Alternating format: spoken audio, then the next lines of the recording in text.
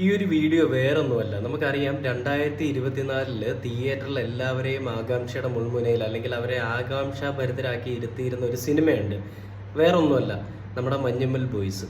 അതായത് 2016 കുറച്ച് യുവാക്കൾ ട്രിപ്പ് പോവുകയും അതും നമ്മുടെ കൊടൈക്കനാൽ ഗുണ കേവിലേക്ക് ട്രിപ്പ് പോവുകയും അതിലൊരാൾ ആ ഗുണ കേവിൻ്റെ ഉള്ളിൽ അതിൻ്റെ അടിത്തട്ടിലേക്ക് വീണ് പോവുകയും ചെയ്യുന്ന സമയത്ത് അവരെ രക്ഷപ്പെടുത്താനായിട്ട് കൂട്ടത്തിലുള്ള ഒരാൾ തന്നെ അതിലേക്ക് ഇറങ്ങുകയും, അതായത് ഗുണ കേവിൻ്റെ വേറൊരു പേരെന്ന് പറയുമ്പോൾ നമുക്കറിയാം, ഈ ഒരു ഇൻസിഡൻറ്റ് വന്നതിന് ശേഷം നമ്മളെല്ലാവരും അറിഞ്ഞാണ് ഡെവിൾസ് കിച്ചൺ എന്നാണ്.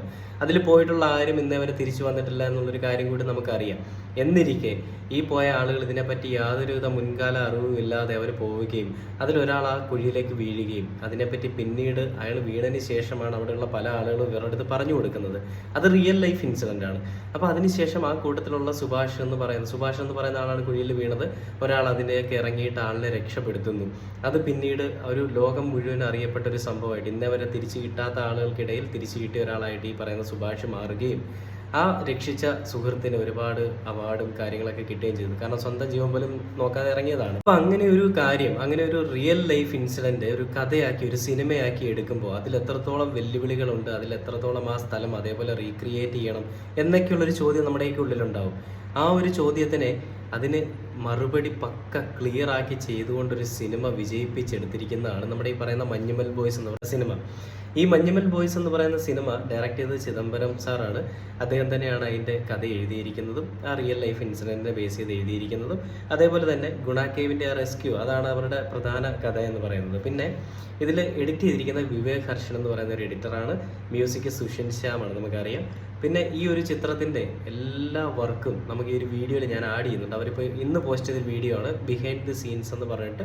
ഒരു വർഷത്തിന് ശേഷമാണ് ഇവർ ഈ വീഡിയോ പോസ്റ്റ് ചെയ്യുന്നത്. നമുക്കറിയാം, ഈ ഗുണാക്കേവിൻ്റെ സെറ്റൊക്കെ അവർ തന്നെ ഇട്ടതാണ് 20 ദിവസത്തേക്ക് വേണ്ടിയിട്ട്. ഒരു സെറ്റ് അവർ അവിടെ പോയി കണ്ടതിൻ്റെ അടിസ്ഥാനത്തിൽ ആ ഒരു സെറ്റ് അവർ ക്രിയേറ്റ് ചെയ്തതാണെന്ന് നമുക്ക് പിന്നീട് കുറേ ഇൻ്റർവ്യൂസിലൊക്കെ വന്നപ്പോഴാണ് അറിയുന്നത്. ആ ഒരു സിനിമ കണ്ടു കഴിഞ്ഞാൽ നമുക്ക് ഒരു കാരണവശാലും തോന്നാത്ത തരത്തിൽ ആ സെറ്റ് ചെയ്തിരിക്കുന്ന എൻ്റെ മോനെ, അതൊക്കെ കണ്ടു കഴിഞ്ഞാൽ ഉണ്ടല്ലോ, ഞാൻ ആ ഒരു വീഡിയോ ഇപ്പോൾ ഒന്ന് പ്ലേ ചെയ്യും, നിങ്ങളൊന്ന് കണ്ടു നോക്കുക. ഈ വീഡിയോ, ഈ സിനിമ എടുത്തിരിക്കുന്നതിൻ്റെയും ആ സെറ്റ് ഇടുന്നതിൻ്റെയും കുറച്ച് വീഡിയോസ് ഞാനിതിലൊന്ന് ആഡ് ചെയ്യാം. സിനിമയുടെ പ്രധാനപ്പെട്ട ലൊക്കേഷൻ കൊടൈക്കനാലാണ്. കൊടൈക്കനാലിലേക്ക് നല്ല സുപരിചിതമാണ്. കൊടൈക്കനാൽ ഇഷ്ടംപോലെ പ്രാവശ്യം പോയിട്ട്, കൊടൈക്കനാൽ നല്ലൊരു ആത്മബന്ധമുള്ളൊരു സ്ഥലം തന്നെയാണ് കൊടൈക്കനാൽ. അപ്പോൾ കൊടൈക്കനാൽ എവിടെ പോയിട്ട് ഞാൻ ഈ ഗുണ കേവ് കണ്ടിട്ടില്ല. ആദ്യം ഗുണ കേവ് കാണാൻ തീരുമാനിക്കുന്നത്. ഗുണ കേവിൻ്റെ അവിടെ പോകുമ്പോഴാണ് ഗുണ കേവ് ക്ലോസ്ഡ് ആണ്, ഗുണ കേവിലേക്ക് ഇറങ്ങാൻ പറ്റില്ല. എങ്ങനെയൊക്കെയോ ഒരു ഫോറസ്റ്റ് ഗാർഡിനെ സമീപിച്ച് നമുക്കൊരു ചെറിയൊരു പെർമിഷൻ രീതിയിലുള്ള, അതായത് ടൂറിസ്റ്റുകൾ വരുന്നതിന് മുമ്പേ ഗുണ കേവ് ഇറങ്ങി കാണാൻ പറ്റുന്ന ഒരു സൗകര്യം ഉണ്ടായി. ഞാൻ, അപ്പോൾ നമ്മുടെ പ്രൊഡ്യൂസർ ഷോൺ, ഷൈജു ഖാലിദ്, പ്രൊഡക്ഷൻ ഡിസൈനറായ അജയൻ ചാലിശ്ശേരി. അപ്പോൾ അത് ഇറങ്ങി കണ്ട്, അത് ഇറങ്ങാനുള്ള കഷ്ടപ്പാട്, ഞാൻ ഇറങ്ങി അവിടെ താഴെ എത്തി, ഈവൻ പോയ കുഴി കണ്ടു. നമ്മൾ ആദ്യം പോയി തന്നെ അവിടെ കാണുമ്പോൾ തന്നെ നമ്മൾ എതിരേറ്റതൊരു കുരങ്ങൻ്റെ തലയോട്ടിയാണ്. അപ്പോൾ അതുതന്നെ മരണമാണ് നമ്മളെ വിൽക്കുക. കാരണം അവിടെ ആ മണം അങ്ങനെയാണ്. അവിടുത്തെ കൊല്ലങ്ങളോളം സൂര്യവെളിച്ചം അടിക്കാത്ത പാറകളും അതിൻ്റെ അകത്തുനിന്നുള്ള മണങ്ങളും ഇതെല്ലാം കണ്ടപ്പോൾ തന്നെ എനിക്ക് മനസ്സിലായി, ഇറ്റ്സ് ഇമ്പോസിബിൾ ടു ഷൂട്ട്. ഇതിനി ഇവിടെ ഷൂട്ട് ചെയ്യാൻ പറ്റില്ല. ഇതിനി ഇത്രയും ആൾക്കാർ ഇറങ്ങി, ഇത് പണ്ട് ഗുണ പടം, വേണു സാറാണ് ഗുണ സിനിമയുടെ സിനിമാറ്റോഗ്രാഫർ, സന്താന ഭാരതി ഡയറക്ടർ. നമ്മൾ ഇത്രയും ടെക്നോളജി വലുതായിട്ടും ക്യാമറകൾ ചെറുതായിട്ടും വെയിറ്റ് കുറഞ്ഞിട്ടും ലൈറ്റുകൾ ചെറുതായിട്ടും ഇന്ന് അത് അച്ചീവ് ചെയ്യാൻ എത്ര ബുദ്ധിമുട്ടാണെന്നുള്ളത് ആലോചിച്ചപ്പോൾ എനിക്കത് അവരോട് ഭയങ്കര റെസ്പെക്റ്റ് തോന്നി. പക്ഷേ നമ്മുടെ മലയാള സിനിമയുടെ നമുക്കിതെങ്ങനെ, കാരണം ഗുണ പോലെയല്ല, നമ്മുടെ മൊത്തം സിനിമ ഗുണ കേവിലാണ്.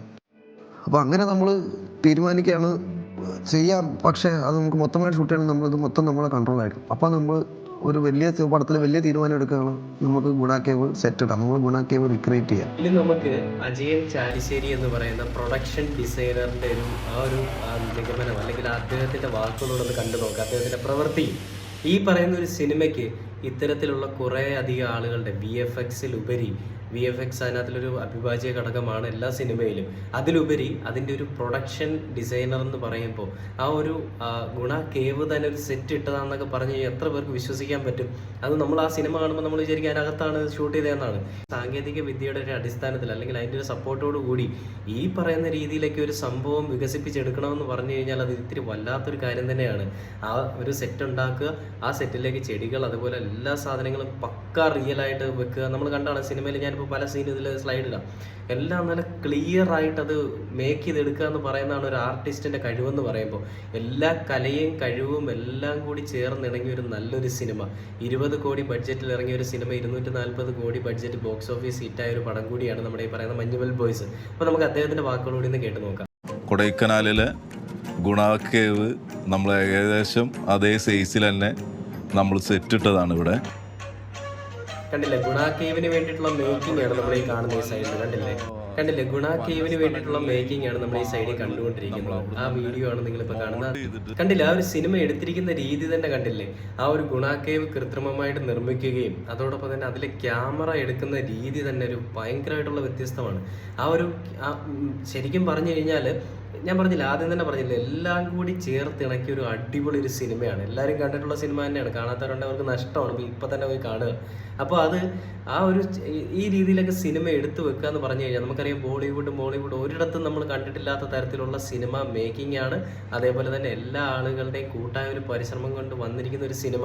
നമ്മൾ ആ ഗുണാക്കെ വീണ് പോകുന്ന തരത്തിലുള്ളൊരു ശ്വാസം മുട്ടലും ബുദ്ധിമുട്ടുകളും ഒക്കെയാണ് നമ്മൾ ആ സിനിമ കാണുമ്പോൾ അനുഭവിച്ചിരുന്നത്. അപ്പോൾ ഇനി അതിനകത്തിലെ ഈ പറയുന്ന ഗുണാക്കേവിലേക്ക് ആൾ വീഴുമ്പോഴുണ്ടാകുന്ന സിറ്റുവേഷൻ, ആ സിനിമയിലേക്ക് ഇത് വന്ന സമയത്ത് എങ്ങനെ മാറി എന്നുള്ളത് നമ്മൾ കണ്ടുപോകാം. ഞാൻ ഈ സ്ഥലത്തിനെ കണക്കാക്കുന്നു, പല ലെവലുകളായിട്ടാണ് ഈ ഭാഗം ചെയ്തത്. പല കല്ലുകളും അതിൻ്റെ മുകളിൽ അടുക്കി വെച്ച പോലെ.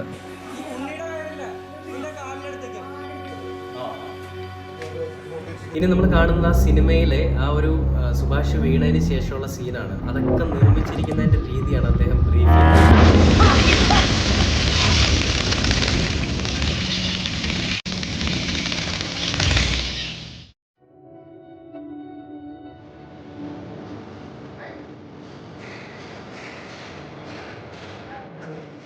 ഈ കറക്റ്റ് ഹ്യൂമിഡിറ്റി ഇതൊക്കെ നമ്മൾ നിലനിർത്താൻ വേണ്ടിയിട്ട് ഫുൾ AC ചെയ്തിട്ടുണ്ട്. നമ്മൾ ഇവിടുത്തെ ആളുകൾ വിറക്കാതിരിക്കാനും വേണ്ടിയിട്ട് നമ്മൾ ഫുൾ AC ചെയ്തിട്ടുണ്ട്. കുറേ സ്ഥലത്ത് നമ്മൾ ഒളിപ്പിച്ച് വെച്ചിട്ടുണ്ട് AC സെറ്റപ്പ്. ഇവിടുന്ന് ടോട്ടൽ നമുക്കൊരു 45 അടിയോളം നമ്മൾ ഹൈറ്റ് വെക്കാൻ പറ്റിയിട്ടുണ്ട്. ഇതിൻ്റെ ഇത് അത്യാവശ്യം വലിയൊരു ഉയരത്തിലൊക്കെ ചെയ്തിട്ടുള്ളതാണ്.